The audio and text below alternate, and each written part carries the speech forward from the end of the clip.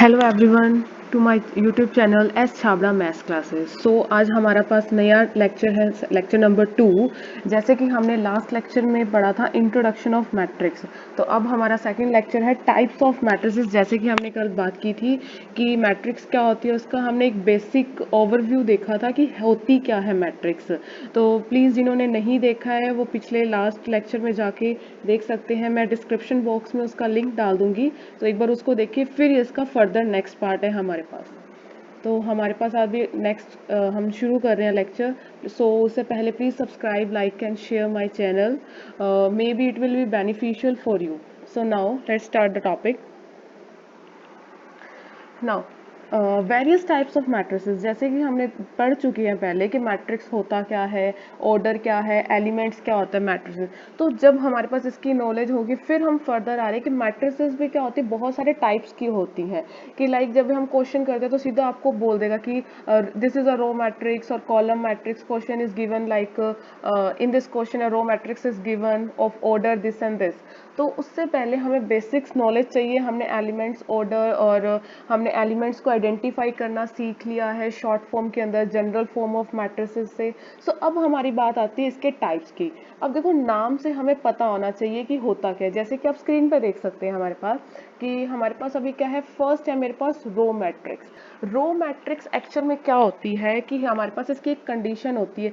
Row matrix वो matrix है जिसकी एक कंडीशन फुलफिल होनी चाहिए कि उसमें नंबर ऑफ रो क्या होना चाहिए, 1। नंबर ऑफ रो 1 और कॉलम का नंबर हमारे पास कुछ भी हो सकता है, 1 2 3 4। हमने ये चीज़ डिस्कस की थी कि जो हमारे पास हमने मैट्रिक्स देखी थी, लाइक हमारे पास कोई मैट्रिक्स है m इंटू एन की, तो हमने ये बात की थी m मेरे पास क्या होता है, नंबर ऑफ रो, और n क्या होता है मेरे पास, नंबर ऑफ कॉलम। तो यहाँ पे जो ऑर्डर होगा इसका, इसमें m मेरे पास यहाँ पे क्या रहेगा, फिक्स 1, और ये n क्या रहेगा हमारे पास, वेरी करता रहेगा, कोई भी नेचुरल नंबर। ये भी हमने कल देखा था कि जो मेरे पास m और n की वैल्यूज हैं वो कहाँ से बिलोंग करेंगी, नेचुरल नंबर से। यानी 1 2 3 4 5 6, यहाँ से नेचुरल नंबर से लेकर इनफाइनाइट तक। और ये कभी भी जीरो, जो हमारे पास m और n की वैल्यू, यानी जो हम ऑर्डर डिस्कस करते हैं उसमें कभी भी m और n की वैल्यू ना तो जीरो होगी ना ही नेगेटिव होगी, सिर्फ नेचुरल नंबर्स होंगे। ठीक है। जैसे कि हमारे पास रो मैट्रिक्स क्या है, इसका फिक्स कंडीशन क्या होगी, फिक्स 1। नंबर ऑफ रो जो हमारे पास m की वैल्यू है, हम देख सकते हैं यहाँ पे m की वैल्यू मेरे पास फिक्स रहेगी 1। और हमारे पास नंबर ऑफ कॉलम कुछ भी हो सकता है, 1 2 3 4। जैसे कि हम एग्जांपल देख सकते हैं, जैसे मेरे पास फर्स्ट एग्जांपल है a है, इसका हमारे पास ऑर्डर क्या है, 1 इंटू 2। आप देख सकते हैं इसके अंदर रो कितनी है, 1 ही रो है, कोई और रो नहीं है, और कॉलम कितने हैं, 1 और 2। तो आप देख सकते हैं यहाँ हमारे पास ऑर्डर क्या हो गया इसका, 1 इंटू 2। जो रो मैट्रिक्स है वो पूरी की पूरी डिपेंड करती है ऑर्डर के ऊपर। एलिमेंट्स हमारे पास इसके जो बीच में एलिमेंट्स हैं वो कोई भी हो सकते हैं, नेचुरल भी हो सकते हैं और कॉम्प्लेक्स भी, उससे हमारा मैटर नहीं करता। जो रो मैट्रिक्स है वो पूरी की पूरी डिपेंड करती है उसकी कंडीशन, इसके ऑर्डर के ऊपर। सेकेंड हमारे पास आता है कॉलम मैट्रिक्स। आप एग्जाम्पल भी देख लो। कॉलम मैट्रिक्स, कॉलम मैट्रिक्स में वही है जैसे रो के लिए कंडीशन थी कि उसके अंदर हमारे पास नंबर ऑफ रो कितने होने चाहिए, 1, कॉलम का नंबर कुछ भी हो सकता है।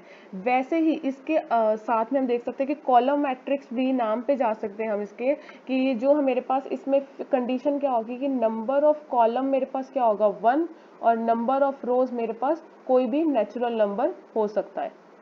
ठीक है। अब जैसे कि हम देखें लास्ट में थोड़ा सा बस रो और कॉलम का हमारे पास इंटरचेंज है इसके अंदर, दोनों के अंदर। इसके एग्जांपल्स देखो यहाँ पे, ये मेरे पास कोई ए मैट्रिक्स है, मान लो इसका हमारे पास इसका ऑर्डर क्या है, 2 इंटू 1। तो आप देख लो यहाँ पे रो कितनी, आप चेक भी कर सकते हो, रो है 1 और 2 रो है।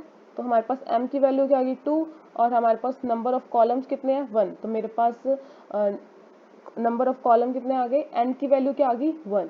इसी तरह से मेरे पास बी एग्जाम्पल भी है, इसके हमारे पास ऑर्डर क्या है, रोज टोटल कितनी है, 1 2 3, कॉलम 1। तो मेरे पास ये बी मैट्रिक्स कितने ऑर्डर की आ गई, 3 इंटू 1 की।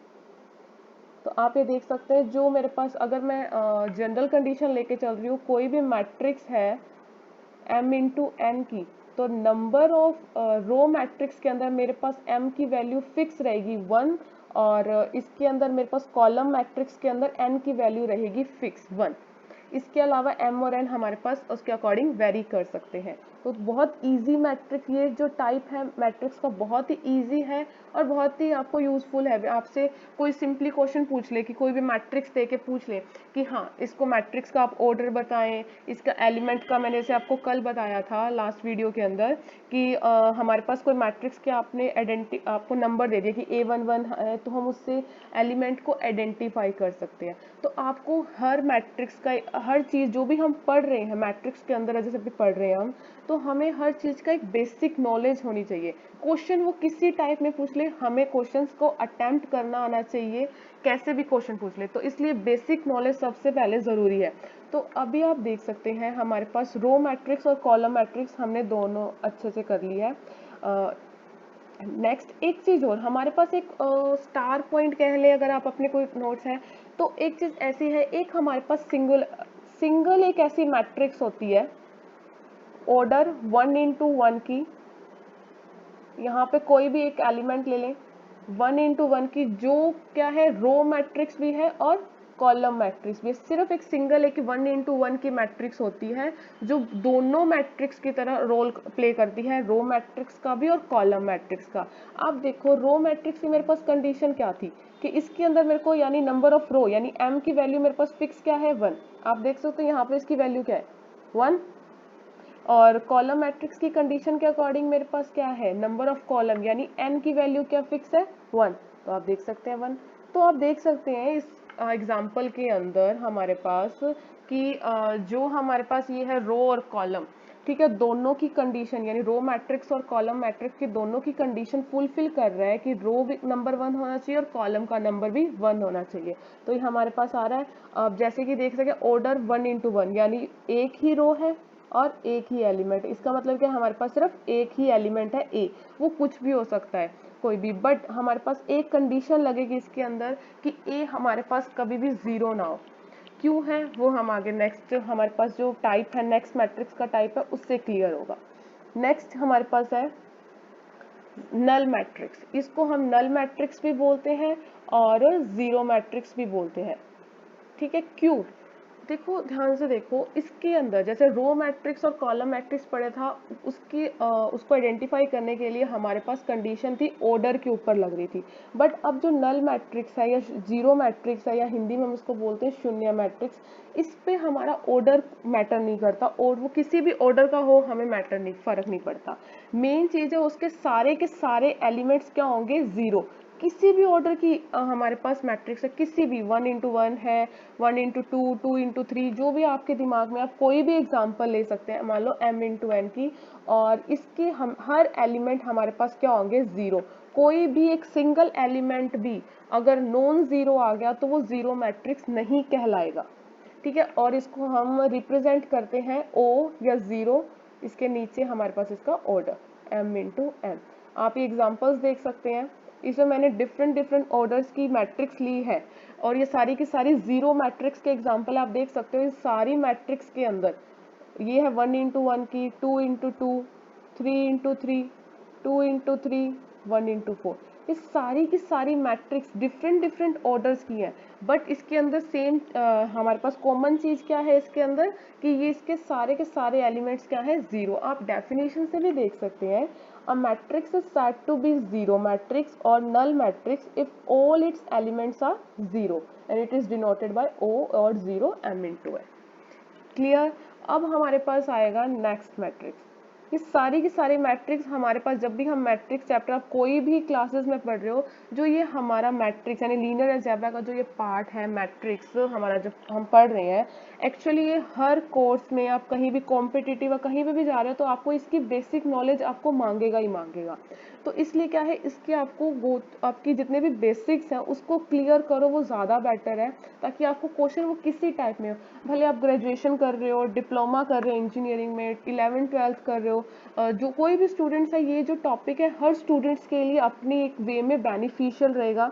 तो जिसको भी यहाँ पे कोई भी डाउट है वो अपने कमेंट बॉक्स में डाल सकता है कि आपका कोई डाउट है, या फिर मैंने मेल आईडी डाली हुई है तो आप उस मेरे को मेल आईडी पे भी मेल करके अपने डाउट्स जो भी है क्लियर कर सकते हैं।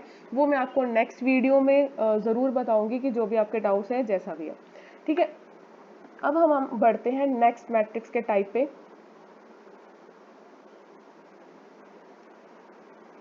Equal matrix. इक्वल मैट्रिक्स क्या है? दो मैट्रिसेस हैं, हम जिसको क्या बोलेंगे, इसमें बोला डेफिनेशन से पढ़े सबसे पहले कि two matrices A and B are said to be equal. अब इक्वल है, इसकी भी दो कंडीशंस है। फर्स्ट कंडीशन क्या है मेरे पास, they are of same order. देखो अब हमने पहले हमें बेसिक की जरूरत पड़ेगी यहाँ पे ऑर्डर कि हमारे पास जो भी दो मैट्रिक्स की बात करें हम उसके ऑर्डर क्या होने चाहिए, सेम।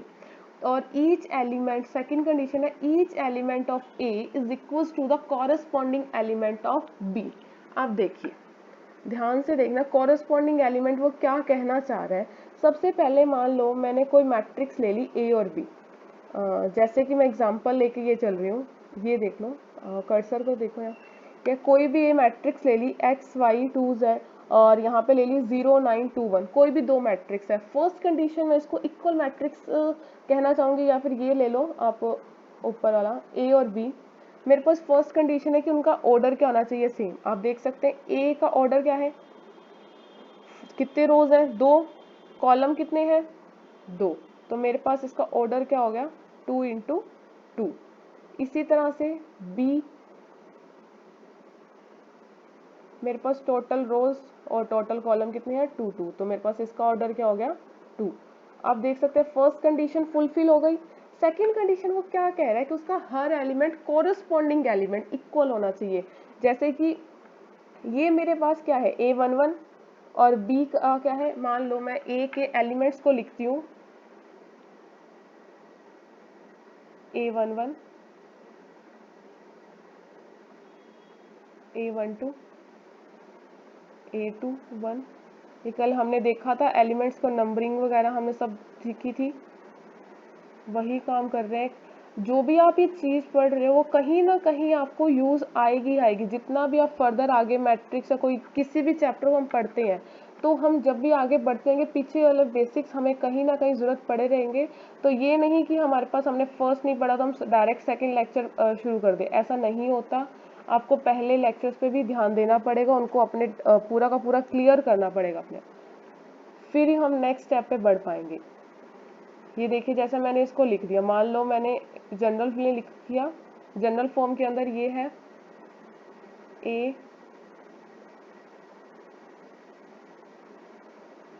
2 × 2 की, और ये मेरे पास है B मैट्रिक्स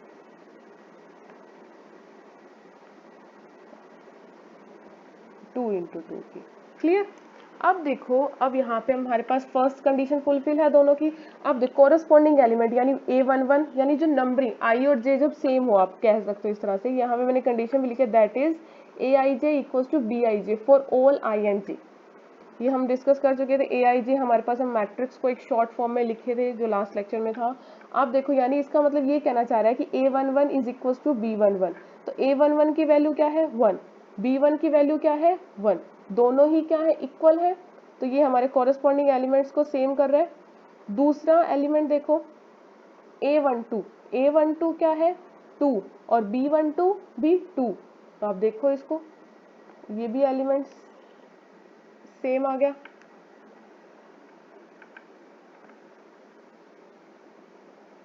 ये भी एलिमेंट A21 और B21, A22 और B22।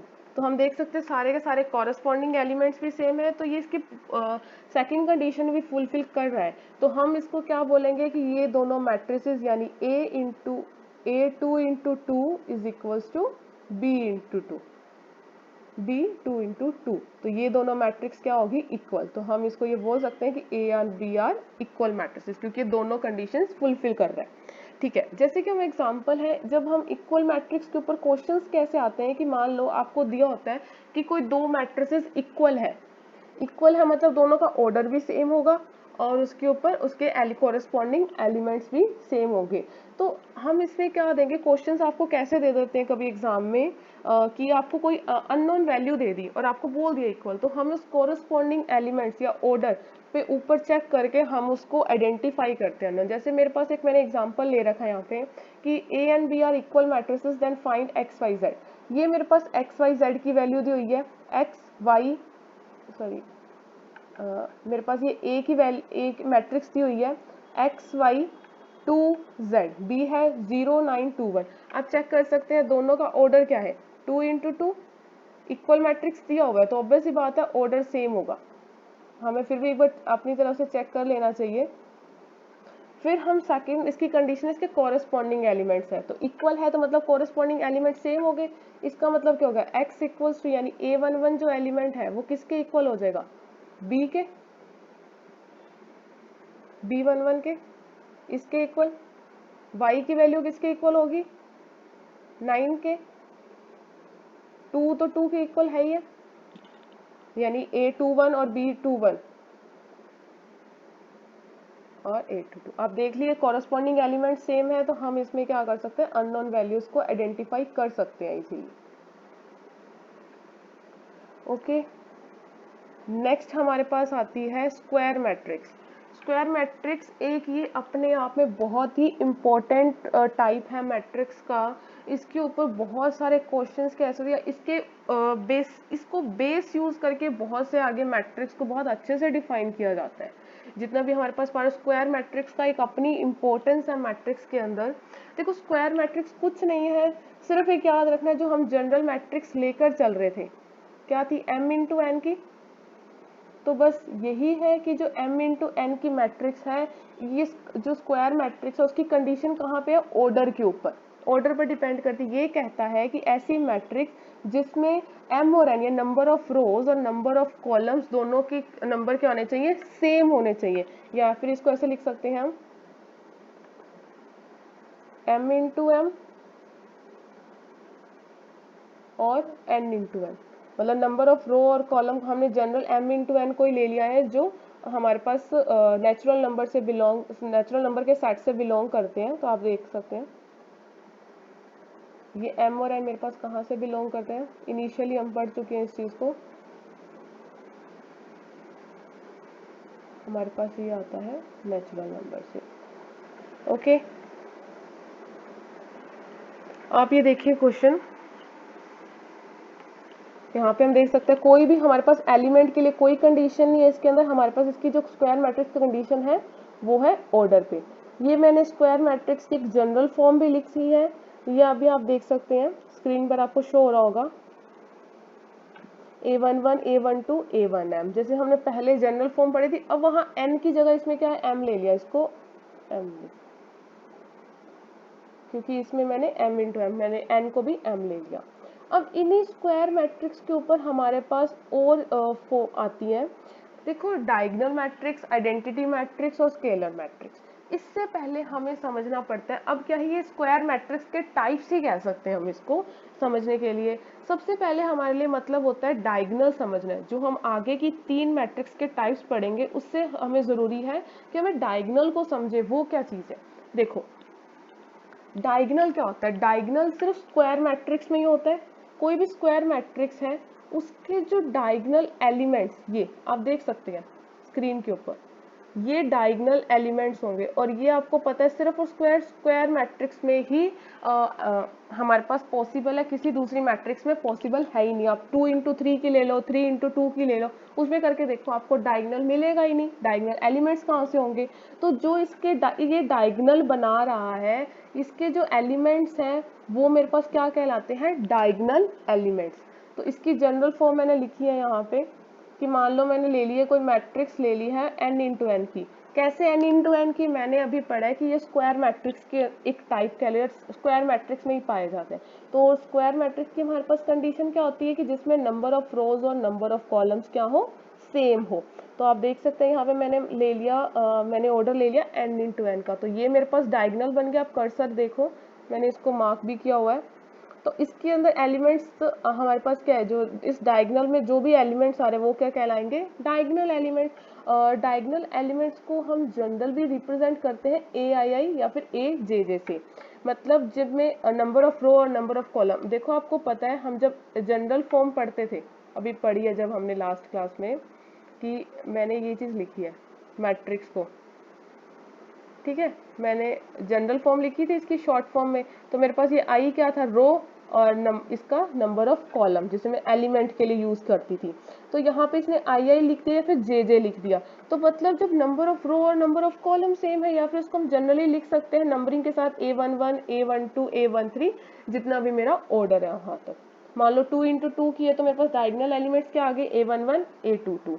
अगर 3 इंटू 3 की मैट्रिक्स है A11 A22 A33, 1 इंटू 1 की मैट्रिक्स है यानी A11 एक ही एलिमेंट है। तो आप ये देख सकते हैं, आपको देखो दोनों तरीके से आप डायगोनल बना के भी डायगोनल एलिमेंट्स आइडेंटिफाई करो, या फिर आपको जो जनरल हमारे पास डेफिनेशन है उससे भी आप कर सकते हो, क्योंकि आपको इस टाइप से आपको क्या है, एलिमेंट आइडेंटिफाई करना आता है। लास्ट क्लास में अगर आपने इसको अच्छे से किया है तो आपको आइडेंटिफाई करना आता है, तो आप डायरेक्ट AIA से भी कर सकते हैं। ठीक है, अब इसके ऊपर है 3, थोड़ा सा ध्यान से समझना, इन 3 मैट्रिक्स है, डायगोनल, स्केलर और आइडेंटिटी। ये कंफ्यूज भी करती है, और बट अगर हमें समझ आ गया तो हमारी सारी प्रॉब्लम्स भी दूर करती है। फर्स्ट हम पढ़ रहे डायगोनल मैट्रिक्स, कंडीशंस ध्यान रखना सबके अंदर। अब देखो ऐसी एक स्क्वायर मैट्रिक्स है, ठीक है, कोई भी स्क्वायर मैट्रिक्स ले ली मैंने A N N into N की, जो डायगोनल मैट्रिक्स कब कहलाती है, कि जब उसके डायगोनल एलिमेंट्स तो नॉन जीरो हो, बट उसके अलावा सारे एलिमेंट्स क्या हो, जीरो। फर्स्ट कंडीशन है स्क्वायर मैट्रिक्स। स्क्वायर मैट्रिक्स की कंडीशन क्या होती है, उसका ऑर्डर यानी नंबर ऑफ रो और नंबर ऑफ कॉलम क्या होंगे, सेम। ठीक है, उसके बाद उसने डायगोनल मैट्रिक्स की कंडीशन लगाई है कि जो डायगोनल एलिमेंट्स हैं वो सारे होंगे नॉन जीरो, और उसके अलावा एलिमेंट्स क्या होंगे, जीरो। मैंने एग्जांपल लिया और जनरल फॉर्म भी ली है, एक एग्जांपल देखते हैं। ये क्या है मेरे पास, 2 इंटू 2 की, और ये है मेरे पास 3 इंटू 3 की। अब तो ऑर्डर सबको निकालना आ ही गया होगा, इतनी बार हम डिस्कस कर रहे हैं साथ साथ में। तो आप ये देखो मेरे पास फर्स्ट में देखते हैं ए 2 इंटू 2 में, ये मेरे पास क्या हो गया, डायगोनल, ये भी देख सकते हैं डायगोनल। तो डायगोनल एलिमेंट्स 2 और 3 नॉन जीरो है, -1 2 4 नॉन जीरो, बाकी इसके अलावा जो भी एलिमेंट्स बचते हैं वो हमारे पास क्या होंगे, फिक्स जीरो। इसके अंदर कोई एक आधा जीरो आ गया, इट्स ओके, कोई दिक्कत नहीं है, बट इसके जो डायगोनल के बाहर जो एलिमेंट्स है, जो जितने भी डायगोनल के बाहर है वो क्या हो जाएंगे, सारे के सारे जीरो। मान लो कुछ ये भी बोल सकते हैं कि मैम लाइक मैं 2 इंटू 2 की बात कर रही हूँ, जो यहाँ पे इसकी बात कर रही हूँ, कि अगर आपने इसको सारे, ये भी जीरो हो गए, ये तो जीरो थे ही हमारे पास, ये वाला पार्ट, ये और ये चीज तो हमारे पास ऑलरेडी जीरो थी। मान लो कि डायगोनल एलिमेंट भी क्या हो गए, जीरो। तो एक्चुअली डायगोनल एलिमेंट्स तो यही रहेंगे। आप ये बोल दो कि मैं पूछूं इस मैट्रिक्स में डायगोनल एलिमेंट्स क्या है, तो 0 इंटू 0, सॉरी 0 0, यानी हमारे पास दो डायगोनल एलिमेंट्स बनेंगे तो क्या आएगा, 0 और 0। बट आप इससे ये नहीं डिनाई कर सकते कि डायगोनल मैट्रिक्स नहीं है, क्योंकि वैसे तो हम देखें जीरो मैट्रिक्स या नल मैट्रिक्स की कंडीशन भी फुलफिल कर रहा है। जरूरी नहीं है कि अगर एक मैट्रिक्स है तो दूसरी मैट्रिक्स की कंडीशन फुलफिल नहीं कर सकता। तो ऐसा भी हो सकता है एक साथ वो 2 से 3 मैट्रिक्स के टाइप्स में भी बता सकता है, कोई बड़ी बात नहीं है। तो कंफ्यूजन क्रिएट नहीं करनी है। फिर भी आपको कोई डाउट है तो आप कमेंट बॉक्स में या मेरे को मेल कर सकते हैं। ध्यान रखना डायगोनल मैट्रिक्स मेरे पास क्या है, कि डायगोनल एलिमेंट्स के अलावा सारे एलिमेंट्स क्या हो मेरे पास, जीरो, और डायगोनल एलिमेंट्स मेरे पास जीरो भी हो सकते हैं और नॉन जीरो भी हो सकते हैं। उसके बाद मेरे पास आती है स्केलर मैट्रिक्स की कंडीशन।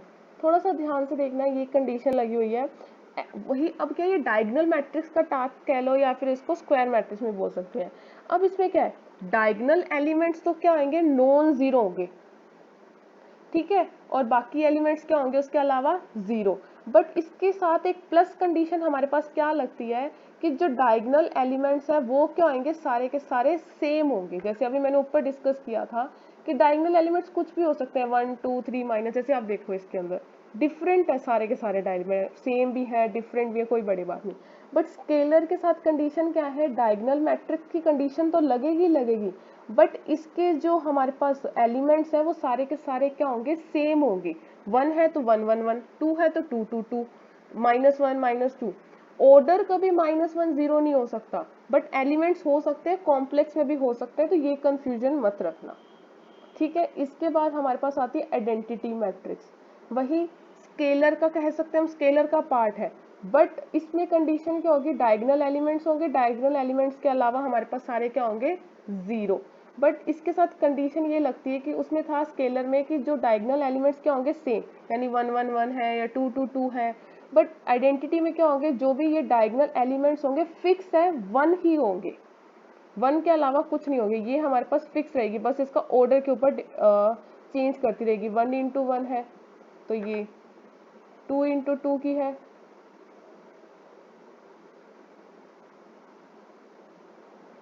3 इंटू 3 की है, तो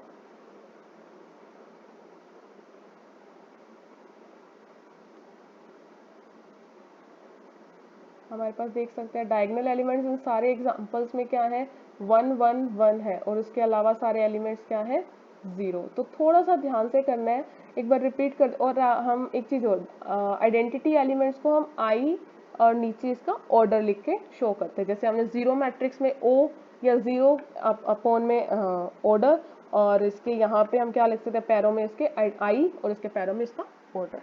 देख लो, फिर भी क्लियर कर लो कि डायगोनल मैट्रिक्स क्या होती है हमारे पास, कि डायगोनल एलिमेंट्स होंगे, डायगोनल एलिमेंट्स के अलावा सारे होंगे जीरो, बट डायगोनल एलिमेंट्स कुछ भी हो सकते हैं। फिर हमने पढ़ा स्केलर मैट्रिक्स, जिसके अंदर डायगोनल एलिमेंट्स के अलावा जीरो होंगे, बट डायगोनल एलिमेंट्स है वो सारे के सारे सेम होंगे, कुछ भी हो बट सेम होंगे। आइडेंटिटी में ये कंडीशन और लग गई कि डायगोनल एलिमेंट्स ही होंगे, सिर्फ डायगोनल एलिमेंट्स के अलावा जो एलिमेंट्स होंगे वो होंगे जीरो, और डायगोनल एलिमेंट्स जो प्रेजेंट होंगे वो सारे के सारे होंगे 1। तभी हम उसको आइडेंटिटी मैट्रिक्स या फिर यूनिट मैट्रिक्स के नाम से भी जानते हैं। ये भी एक बहुत ही इंपॉर्टेंट मैट्रिक्स है। ठीक है, अब नेक्स्ट क्लास में हम देखेंगे इसके आगे पार्ट्स है कि एडिशन हम सब कैसे करते हैं। फिर मैं आपको कुछ क्वेश्चंस दे रही हूँ करने के लिए। मेरे पास ये 4 मैट्रिसेस हैं, A B C and D. आपको क्या करना है, इसमें से ऑर्डर फाइंड करना है इन चारों का, और टाइप, इसके टाइप बताना है। स्पेसिफाई आपको मेनली क्या करना है कि डायगोनल है, आइडेंटिटी है, स्केलर है। अगर आपने ये चीज़ आइडेंटिफाई करनी सीख ली तो आपके लिए बहुत बेनिफिशियल होगा। और आप जो भी आंसर है इसको कमेंट बॉक्स में डाल दें, और मैं आपको नेक्स्ट क्लास में फिर इसके ऊपर डिस्कस करेंगे कि इसका आंसर्स क्या है। Okay, thank you so much. और कोई डाउट हो तो प्लीज़ वो भी आप डाल सकते हैं इसके अंदर कमेंट बॉक्स में। Thank you.